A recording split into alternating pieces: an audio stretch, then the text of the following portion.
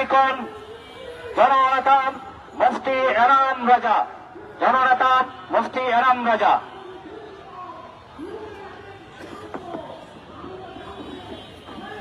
আসসালামু আলাইকুম ওয়া রাহমাতুল্লাহ।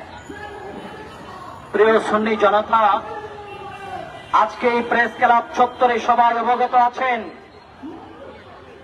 সুদী ইউনূসের আমলেই শহীদ রইসুদ্দিনকে শাহাদত বরণ করতে হয়েছিল।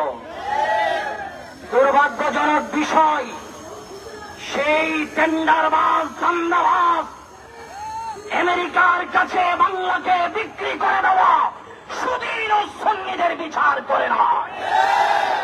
আজকে সুন্নিরা সচেতন হয়ে মাঠে নেমেছে। আজকের এই প্রেস ক্লাব থেকে স্পষ্ট বার্তা হচ্ছে, বিএনপি গভর্নমেন্টের আমলে যদি আল্লামা শহীদ ফারুকী, খাজা বাকিবিল্লাহ জালালী এবং শহীদ রইসুদ্দিনের বিচার বাংলার পার্লামেন্টে যদি না হয়, সুন্নিরা লক্ষ লক্ষ কারাবরণ করতে প্রস্তুত আছে। এরপর সুন্নিরা আজ থেকে আর মাঠ ছাড়বে না। আমি সমস্ত সুন্নি জনতাকে সুন্নিয়তের ডাক আসা মাত্র রাজপথে থাকার আহ্বান জানিয়ে আমার বক্তব্য শেষ করলাম। আসসালামু আলাইকুম ওয়া রাহমাতুল্লাহ।